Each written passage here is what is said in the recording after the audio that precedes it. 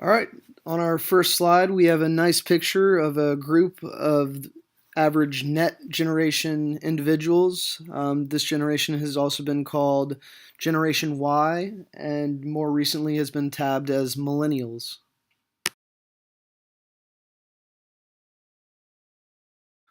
All right, a little bit of background on the net generation. They were born between 1982 and 1991, according to historians.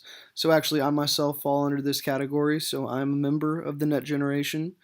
They were dubbed the net generation, excuse me, by pundits because of their high level of exposure to net or computer based technology. Those are synonymous with each other. Net technology essentially means computer based technology. Some characteristics of the net generation are that they are averse to using pen and paper. They instead prefer reading and writing using a piece of technology such as a computer or a tablet or a smartphone or a laptop. Examples are iPhones, Kindle Fires, things of that nature. And as a whole, another trait of the net generation is that they prefer to learn using computer based methods such as internet research, things like Google or Wikipedia or blogs, kind of opinion based things, oftentimes. And that's just much different than their predecessors. In our next slide, we'll go over the differences between the net generation and the two previous generations, the baby boomers and the Generation Xers. And in this slide, you see the baby boomers on the left, and then little avatars of prototypical Generation Xer and a Generation Y or a net generation.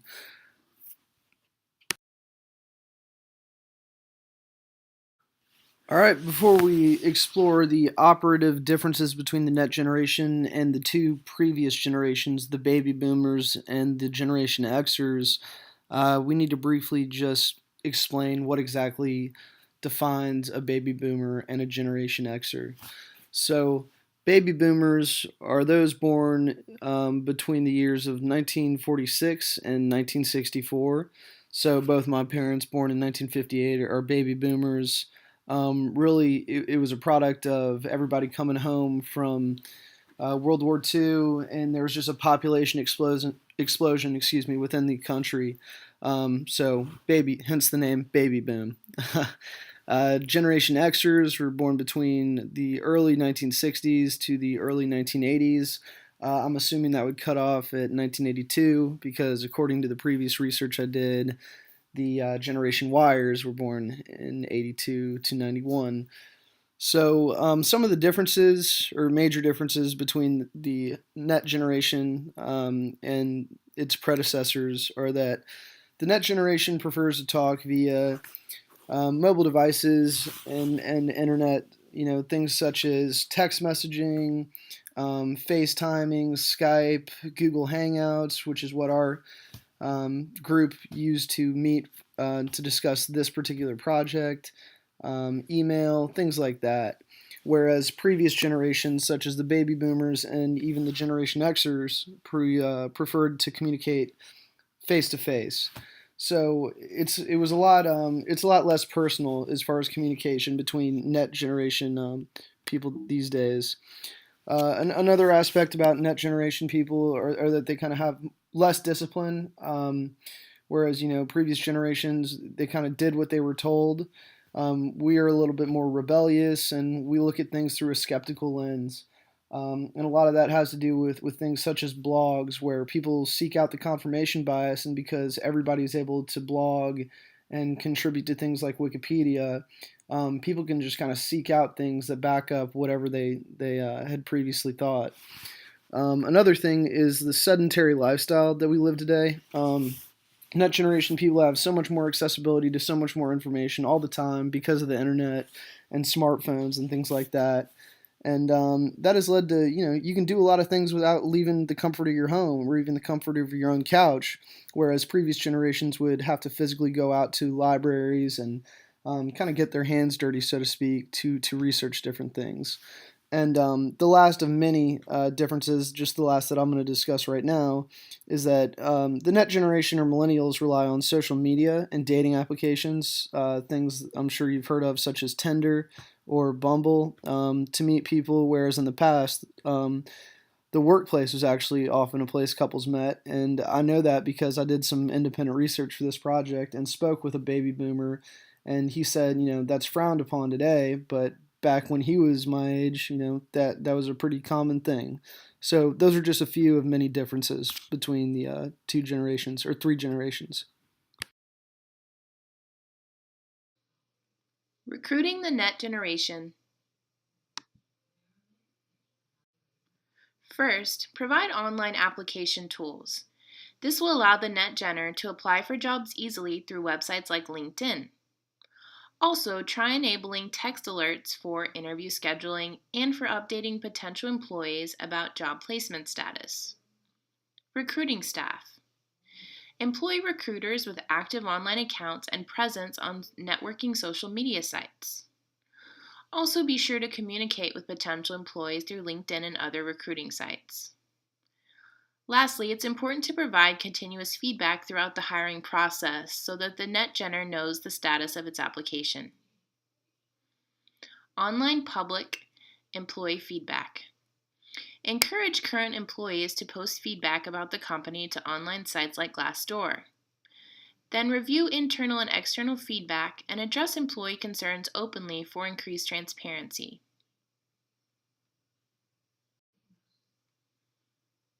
Human resource policies and work schedules.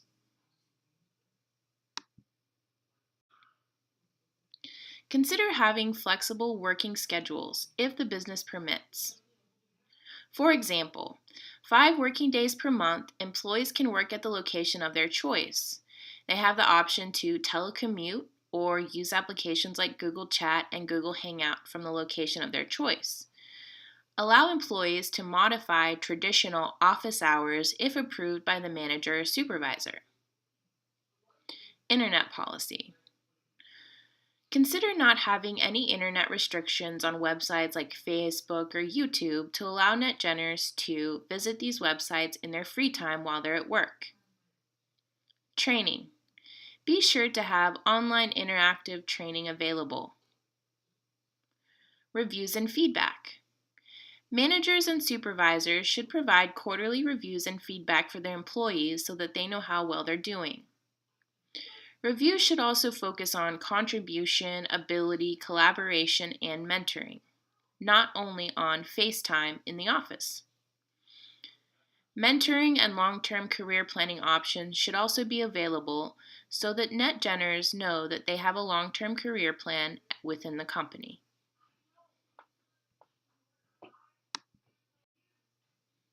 Work environment.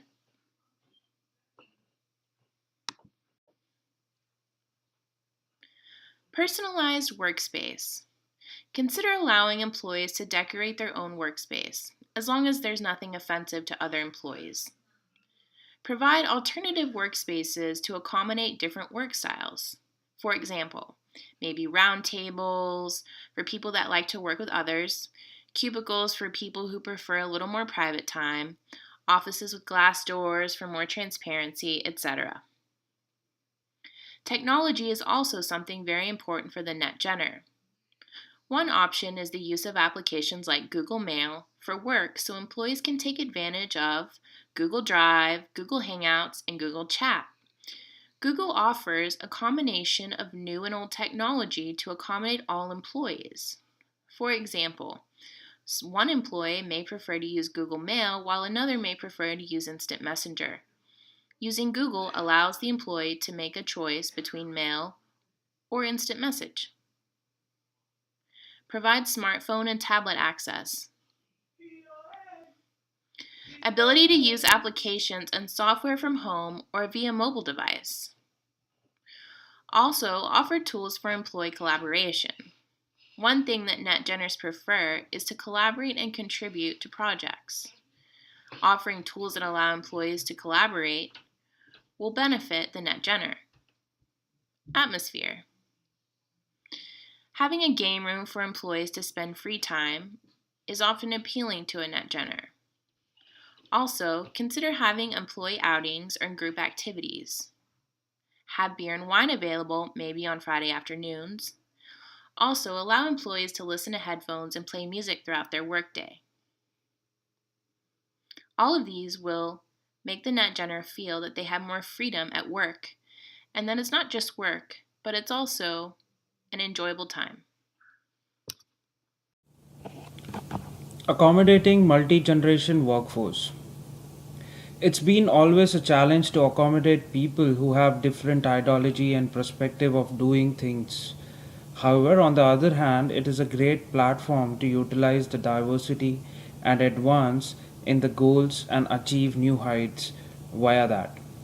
There is a vast diversity between the baby boomers and millenniums or generation X and Y thinking, the values they are bringing to the organization.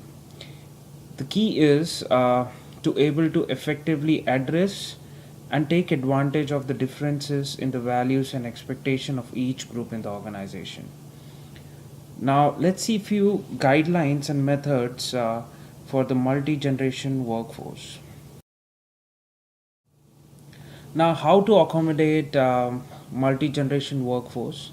Both boomers and X generation are very important workforce in today's era, and it always need to adapt to survive this fast changing world because every day, every moment, things are changing so rapidly.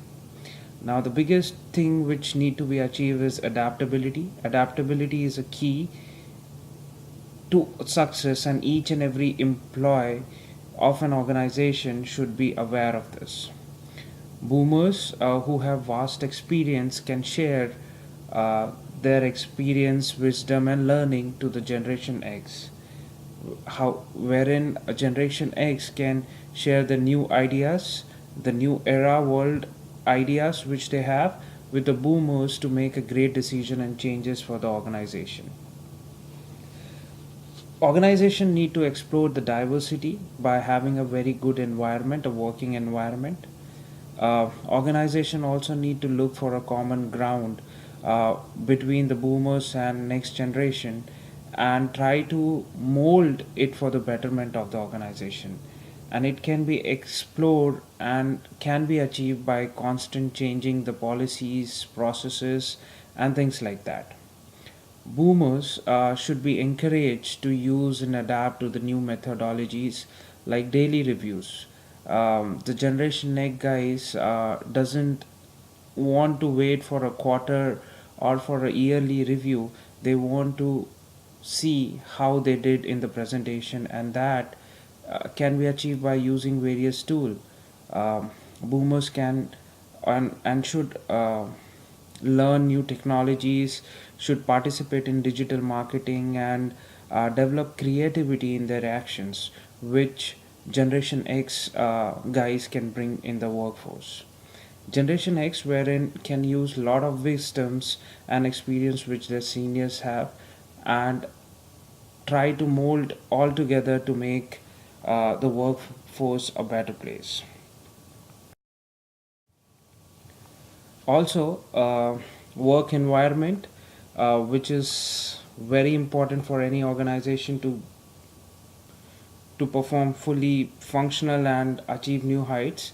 Work environment should be made very friendly to both boomers and Gen X, and they should feel they are involved and valued in the organization. Without that feeling, it is very hard to for any organization to have a smooth operations and profitability. Also, we need to keep the employees engaged. They should be focused towards their career goals, towards the goal of the organization, and this can be achieved by various plans like recognition plan if somebody is doing something good, and which is kind of an example for other employees. There should be a recognition plan, and also to cheer up the guys who are trying to do something better for the organization.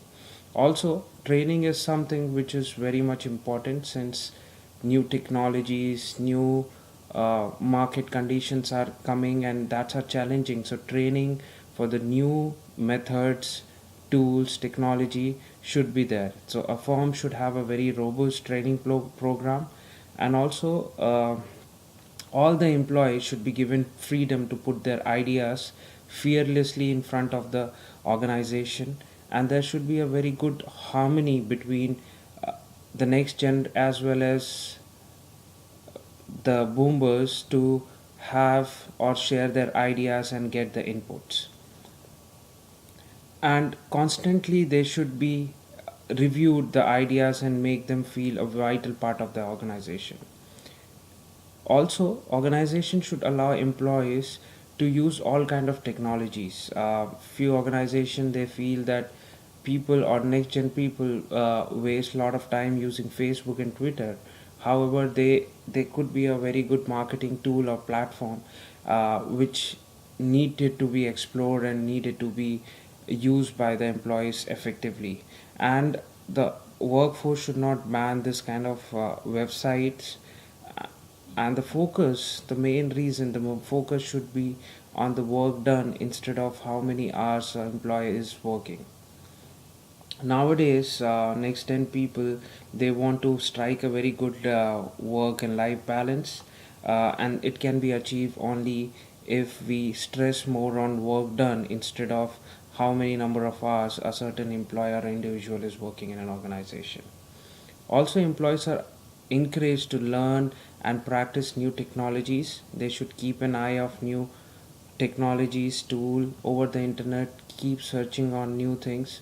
Boomers who are little rigid to go ahead and use the technology should be advised to go there more frequently. They can reach out to next 10 people for the help and support and kind of a guidance. And there should be certain targets which is set for boomers as well as next generation to achieve, and it should be reviewed on a quarterly or a bi-monthly basis. With this guidelines, the accommodation of the multi-generation workforce can be achieved pretty good, and it will work wonders and give a very good upliftment to the organization and will make sure the organization is functioning properly. Having said that, that's all we have, and thank you so much.